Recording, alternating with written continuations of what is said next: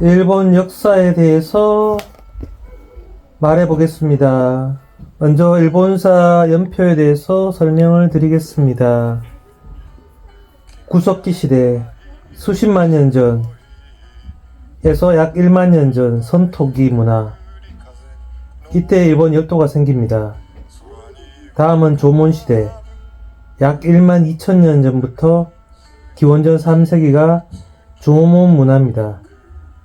다음은 야요이 시대 기원전 3세기에서 야요이 문화, 벼농사 금속기가 전래되고 각지의 작은 나라가 생깁니다. 고분 시대 3세기 후반에서 6세기 말을 고분 문화라고 합니다. 외의 노국왕이 한나라에 사절을 보냅니다.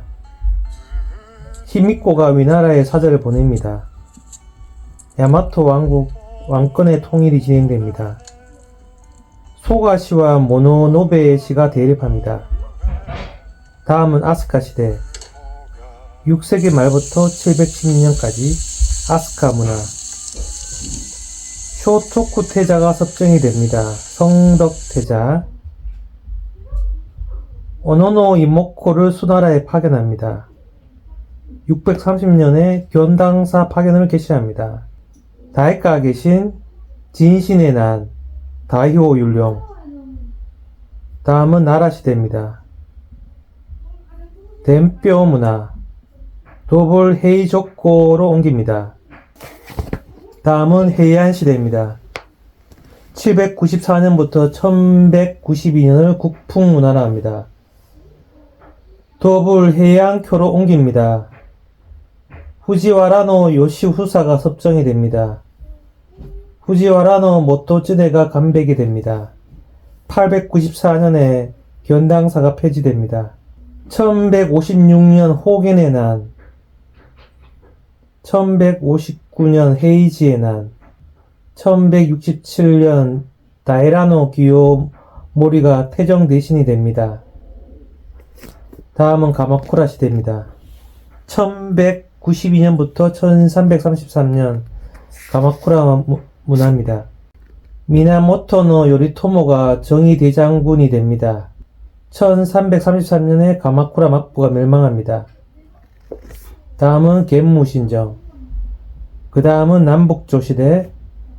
다음은 무로마치 시대. 1467년에 오닌의 난이 있습니다. 다음은 전국시대. 1543년에 포르투갈인이 총기를 전합니다. 1549년에 기독교가 전래됩니다. 다음은 아즈치 모모야마 시대. 1573년 오다 노부나가가 무로마치 막부를 무너뜨립니다. 1590년 도요토미 히데요시가 전국을 통일합니다. 1592년 조선을 침략을 개시합니다. 1600년 세키가라 전투입니다. 다음은 에도시대 1603년부터 1868년 겐로쿠 문화, 카세이 문화. 1603년 도쿠가와 이에스가 정의 대장군이 됩니다. 1641년 네덜란드 상관을 대지마로 옮깁니다. 1854년 미일 화친 조약을 체결합니다. 다음은 메이지 시대입니다. 1868년부터 1912년 1876년 강화도 조약 1879년 오키나와 현 설치 1894년 청일전쟁 1904년 러일전쟁 1910년 한일 병합. 다음은 다이쇼 시대 1914년 제1차 세계대전 1923년 간토 대지진 간동 대지진. 다음은 쇼와 시대 1926년부터 1989년 1931년 만주사변 아시아 태평양 전쟁 개시 1937년 중일전쟁 1941년 태평양 전쟁 개시 1945년 온폭 투하 포츠담 선언 수락 1964년 도쿄 올림픽 1965년 한일 기본조약 체결. 1972년 오키나와가 일본으로 복귀. 중일 국교 정상화. 헤이세이 시대. 1989년 소비세 도입. 1995년 한신 아와지 대지진. 2002년 한일 월드컵. 2004년 니가타 지진. 이상으로 일본 연표에 대해서 일본사 연표들을 읽어드렸습니다. 다음은 일본 역사에 대해 간략하게 말하겠습니다. 일본 열도에서 언제부터 구석기가 시작되었는지 등은 논의는 생략합니다. 시석기 시대에 해당하는 조몬 시대를 거쳐 기원전 3세기부터 기원 후 3세기 사이에 대륙으로부터 신문물이 수입되어 비약적인 발전을 이루는 야요의 시대가 있었습니다. 여기에서 신문물이란 벼농사, 청동기, 철기 등을 이릅니다. 일반적으로 청동기 시대의 벼농사가 이루어진 다음 철기 시대로 진입하지만 일본은 바다로 격리된 섬나라여서 순차적으로 문명을 수입하지 못하는 일종의 정체 현상이 일어났던 것처럼 보입니다. 선진적인 문물이 대륙에서 열대로 전해지는 만큼 이를 무기로 하는 정치 권력이 등장하기 시작하는 것도 지리적으로 대륙에 가까운 규슈 북부 지역이 먼저였습니다. 상호 간의 격렬한 투쟁을 거쳐 3세기경에는 중국에 사신을 보내 책봉을 요청할 정도의 세력을 가진 야마타이 국이 등장합니다. 대륙에서 규슈를 통해 수입된 선진 문물이 점차 동쪽으로 전해진 결과 4세기경에는 지금의 교토 부근에 좀 더 체계적이고 중앙 집권적인 정치 조직을 갖춘 야마토 정권이 등장합니다. 야마토 정권에는 전방 후원본이라 불리는 무덤이 있었습니다. 바로 이 무덤이 해당 시기를 고분시대라 부르는 연원이 되었습니다. 야마토 정권은 여러 세력이 연합해 세운 정권으로 대륙으로부터 율령제와 불교, 철제 무기와 같은 선진 문물을 수입하는 한편 내부에서는 격렬하고 반복적인 정권 투쟁을 계속하면서 중앙 집권적 권력의 형성을 지향해 나갑니다.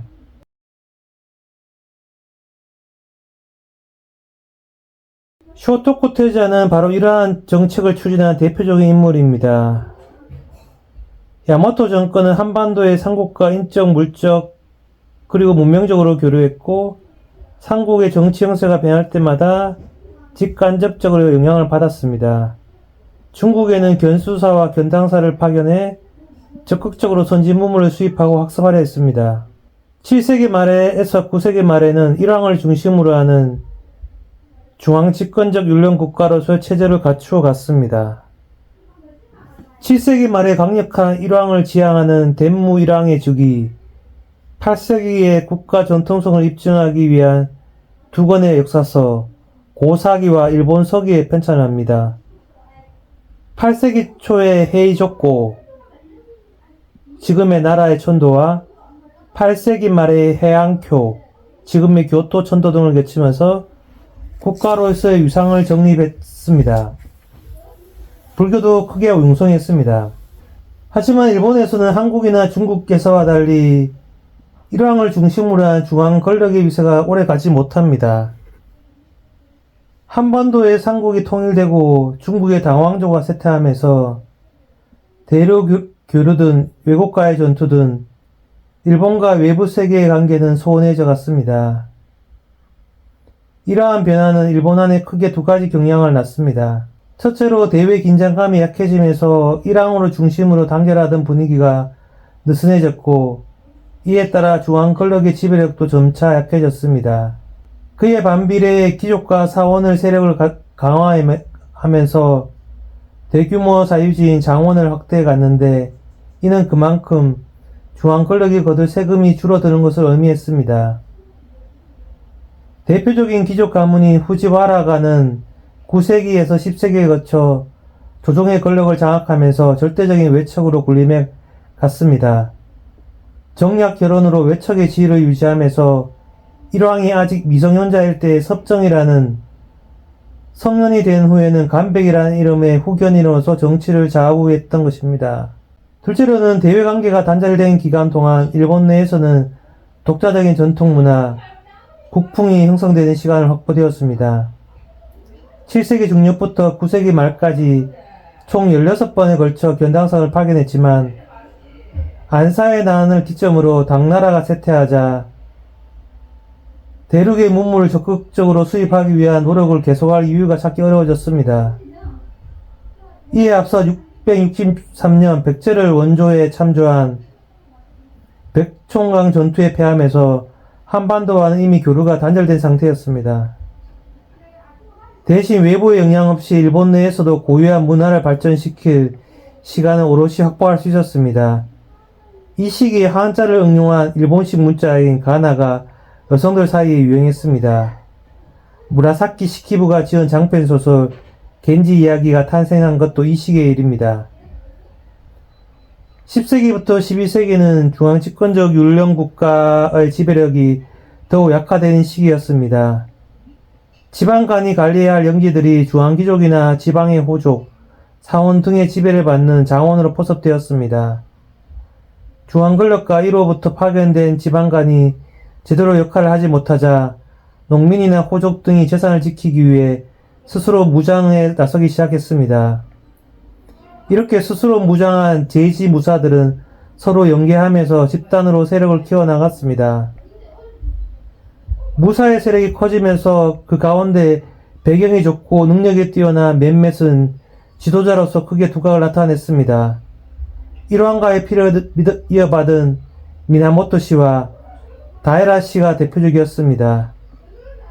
결국은 중앙권력을 압도하면서 천하를 양분하는 형세가 되었습니다. 처음에는 다에라 기요노모리가 조정을 장악하지만 겐페이 전쟁에서 미나모토 요리모토에게 패배하면서 다에라 씨의 시대는 비교적 짧은 시기에 종말을 맞이했습니다. 요리모토는 일본 역사에서 처음으로 간토 지방인 가마쿠라의 무사들에 의한 정권인 가마쿠라 막부를 세우고 스스로 최고 통치자인 쇼군의 자리에 올랐습니다. 자신에게 충성을 맹세한 부하들인 고케닌을 군사 경찰권을 가진 슈고와 치안 세금을 담당하는 지토로 삼아 각지로 파견했습니다. 가마쿠라의 무사 중심의 새로운 정권이 세워졌지만 교토의 정권과 일왕은 유지되었습니다. 하지만 완전히 힘을 잃은 것도 아니어서 때로는 막부에 커다란 위협이 되기도 했습니다. 일본 열도의 서쪽은 일왕과 조정이, 동쪽은 막부가 양분한 형세가 한동안 유지되는 듯 했습니다. 하지만 1221년 일왕 측과 막부 측이 정면 충돌한 조큐의 난에서 막부가 승리하자 막부의 통치권이 일본 전역으로 확대되었습니다. 하지만 가마쿠라 막부의 통치는 그다지 오래가지 않았습니다. 13세기 말 유라시라 대륙을 휩쓸고 고려마저 굴복시킨 원이 1214년과 1281년 두 차례에 걸쳐 일본 정벌을 감행해왔습니다. 가미카제라 불리는 태풍의 도움으로 원나라 군대가 물러가는 행운이 이어졌습니다. 훗날 일본이 신의 보호를 받는 나라라는 신국 사상의 근거가 되는 이 사건은 가마쿠라 막부의 운명에도 큰 영향을 미쳤습니다. 외국으로부터 침략이라는 전례 없는 국가적인 위기는 막부를 중심으로 모두가 일치단계라는 계기가 되었고 심지어 승리했지만 그 결과가 반드시 긍정적인 것은 아니었습니다. 재정 부담이 컸을 뿐 아니라 승전 후에도 마땅히 전리품이 없는 전투였던 만큼 참전한 무사들에게 기대에 부응하는 적당한 보상이 주어질 리 만무했습니다. 무사에 의한 통치에 불만을 품고 과거에 같은 일왕 중심의 중앙집권적 왕조를 꿈꾸던 고다이고 일왕이 1333년 유럽 고케니인 아시카가 다카유지와 손을 잡고 가마쿠라 막부를 무너뜨렸습니다. 그리고 협력했던 무사들은 들의 바람은 일왕 중심의 정권을 부활시키고자 여는 고다이고 일왕의 바람과 같지 않았습니다. 다카오지는 막부 타도의 성과를 독점하려는 천황에게 실망한 무사들을 규합했습니다. 그가 새로 일왕을 세우고 자신은 무르막지 막부를 세워 쇼군에 오르자 고다이고는 교토 남쪽의 요시노로로 탈출해 또 하나의 조정을 세웠습니다. 남과 북에 각각 하나씩 두 개의 조정, 두 명의 일왕이 존재하는 이른바 남북조 시대는 14세기 말까지 약 60년에 걸쳐 이어졌습니다. 무르먹지 막부에서 가장 강력한 그리고 두드러진 성과를 남긴 존재는 제3대 쇼군 요시미치였습니다. 그는 남북조를 통일시켰으며 지금까지도 교토 최고의 관광지로서 화려한 위용을 자랑하는 금각사를 남겼습니다. 중국에 사신을 보내 일본의 국왕으로서 인정받으려 노력하기도 했습니다. 하지만 그를 제외하면 전체적으로 무르막지 막부의 통치력은 그다지 강하지도 오래 지속되지도 못했기에 막부에서 지방간으로 파견되었던 슈고가 현지에서 이른바 슈고 다이묘라는 독자적인 영주로 변신하는 흐름을 막지 못했습니다. 지방에 파견되었던 곡해민들이 막부의 통제에 벗어나 현지의 지배자로서 군림하는 길을 택한 것입니다. 여기에 1467년 제8대 쇼군 요시마사의 후계자를 둘러싸고 전국의 세력이 둘러 나뉘어 전투를 벌인 온인의 난이 10년 이상 계속되면서 막부 권력은 유명무실하고 전국은 혼란으로 빠져들었습니다. 중앙의 권위가 무너지자 지방의 실력자들이 등장해 힘을 겨루었습니다. 새로이 등장한 지방의 실력자들은 무르막지 시대부터 이어지는 슈고 다이묘 출신이 많았지만 그보다 더 지위가 낮은 무사들이 온전히 자신의 실력으로 주군을 제압하고 새롭게 패권을 차지하는 하극상도 적지 않았습니다. 이처럼 중앙 권력으로부터 독립해 독자적으로 지역을 지배했던 당시의 실력자를 센고쿠 다이묘라고 부르며 이들이 활약한 15세기 중반부터 16세기 말에 약 150년을 걸친 혼란기를 센고쿠 시대라고 합니다. 중국에서는 명나라에서 청나라로 거대 왕조가 교체되는 시기였고 조선은 14세기 말에 건국된 조선 왕조가 한창이던 시기였습니다. 일본만이 이렇게 전국이 분열되어 혼란한 상황이 지속되고 있었습니다. 이미 르네상스와 종교개혁이라는 대변혁을 겪은 서양인들이 처음 일본을 방문한 것이 바로 이 무렵이었습니다. 온인의 난이 발발한 이래 일본은 100년 이상 혼란이 계속되었습니다. 일왕은 물론이고 실제 중앙 권력으로서 전국의 통치를 담당해야 할 무르막지 막부는 허수아비와 같은 존재로 전락했습니다. 일본 역도가 천하통일되는 그날을 향해 군사적 충돌은 물론이고 정략 결혼이나 뇌물 등을 포함한 그야말로 전방위적인 투쟁이 계속되었습니다. 일본 열도가 이처럼 혼란스러웠던 시기 외부로부터 예상치 못한 손님이 찾아왔습니다. 낯선 외모의 서양인들이 처음에 의도치 않은 표류로 이후에는 선교와 무역을 목적으로 일본을 찾아왔던 것은 16세기 중반의 일이었습니다. 첫 방문자는 포르투갈이었습니다. 당시 포르투갈은 전 세계의 식민지를 가진 강대국이었고 상업적인 이익과 군사 정복을 위해 왕실과 귀족이 주도해 해외로 뻗어나가던 참이었습니다. 여기에 종교개혁 이후 구교인 가톨릭계와 그 가운데 혁신적인 성향의 예수의 소속 신부들이 동행한 경우가 많았습니다. 목적이 같은 스페인과 충돌을 방지하기 위해 각각 진출 명령을 나눈 결과 포르투갈은 아프리카를 몰아 인도를 거쳐 동남아, 동아시아를 향하게 되었고 인도, 말라카, 마카오, 일본이라는 항로를 만들어졌습니다. 이러한 항로를 따라 이동하다가 페루를 떠밀려 1543년 규슈 남쪽의 한 섬에 표류했던 포르투갈인들이 일본인에게 두 자루의 총을 넘겨주었고 1549년 예수의 선교사 사비에르는 동남아에서 만난 일본인 안지로에 앞세워 일본 선교를 위해 규슈를 향했습니다. 예수회의 기본적인 선교 전략은 현지의 유력자를 먼저 개종시켜 그 영향력으로 선교를 확대하는 위로부터의 선교였지만 막상 일본에서 그 위를 찾기가 쉽지 않았습니다. 일본 전역에 걸쳐 수십 명 이상의 센고쿠 다이모가 권력을 행사하고 있었을 뿐만 아니라 유명무실 하나 여전히 명백을 유지해 중인 무로막지 막부의 쇼군이 있었고 심지어 교토 조정의 일왕마저 존재했기 때문입니다. 결국 혼란스러운 센고쿠 시대를 마감하고 새로운 통일 정권을 수립하기까지는 오다 노부나가, 도요토미 히데요시, 도쿠가와 이에야스라는 걸출한 새 무사의 활약이 필요했습니다.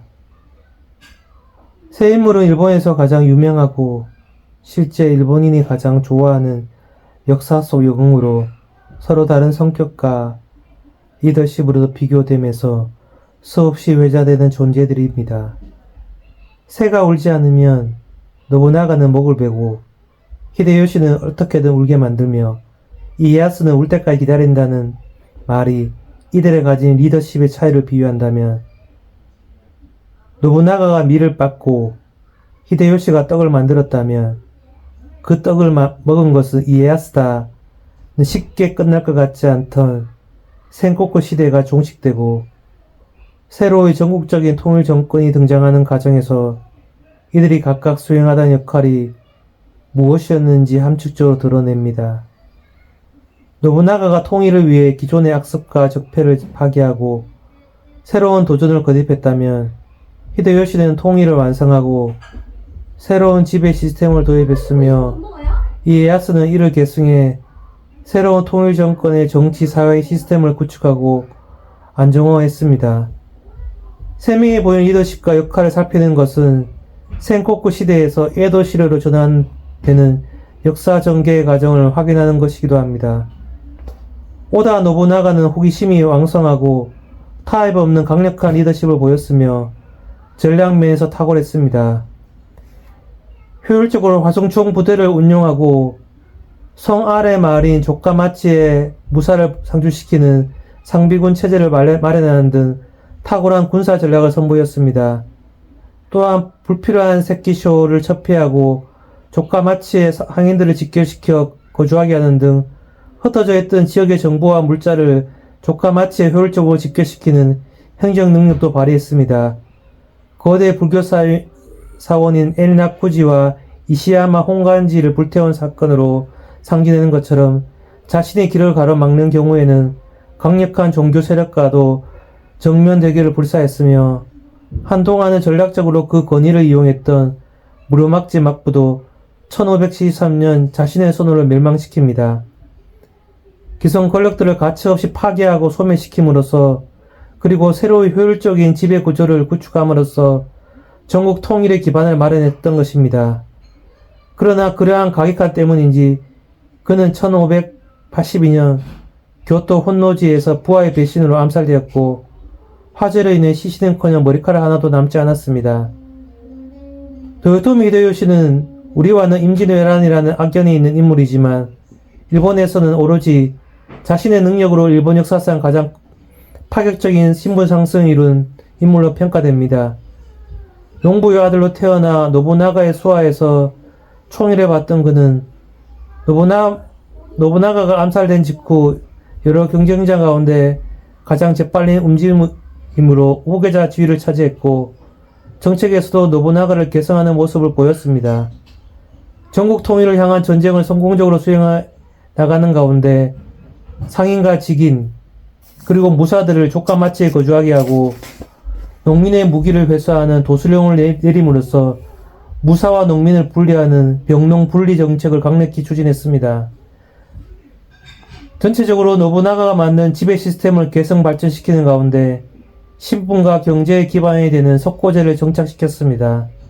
중세 장원과 같은 중충적인 토지 지배를 폐지해 토지별로 단일 소유자를 확정하고 생산량을 측정해 토지의 등급을 매긴 후 면적을 곱해 사례 생산고인 고코다가를 확정된 것입니다. 즉 현대와 같은 돈이 아니라 생산에 기대되는 사례의 양으로 토지의 가치를 평가한 제도로 이는 소유자의 지위, 가격을 의미하는 것이기도 했습니다. 히데요시는 전국 통일과 지배 시스템의 구축에 전략적으로 매진했지만 말년에 감행한 두 차례의 조선 침공이 실패한 데다 후계자 선정을 둘러싸고도 불안한 행보를 보인 결과 끝내 자신의 이름을 내건 정권을 수립하는 데 이르지 못했습니다. 도쿠가와 이에야스는 노부나가와 히데요시 시대를 묵묵히 견뎌냈습니다. 이에야스의 세력을 경계한 히데요시는 아무런 연고도 없는 시골 에도, 지금의 도쿄로 이에야스를 강제 이주시켰습니다. 이에야스는 한동안 에도에서 지역을 개발하면서 묵묵히 세력을 키운 끝에 히데요시가 죽은 후인 1600년 세키가하라 전투에서 승리를 거두고 패권을 장악했습니다. 노부나가와 히데요시가 꿈꾸었으나 이루지 못했던 천하통일을 달성한 이에야스는 앞으로는 이전과 같은 실력 중심의 하극상 시대가 재현되지 않도록, 다시는 자신과 같은 새로운 패자가 등장하지 않도록 안정적인 통일 체제를 구축하는 데 특별히 신경을 썼습니다. 1603년 초대 쇼군으로 에도 막부를 개창했지만 1605년 일찌감치 쇼군직을 아들에게 넘겨주고 일종의 상황과도 같은 존재인 오고쇼로 물러난 것은 도쿠가와가의 권력을 안정적으로 세습하기 위한 조심스러운 선택이었습니다. 이상 일본 역사에 대해서 말씀드렸습니다. 감사합니다.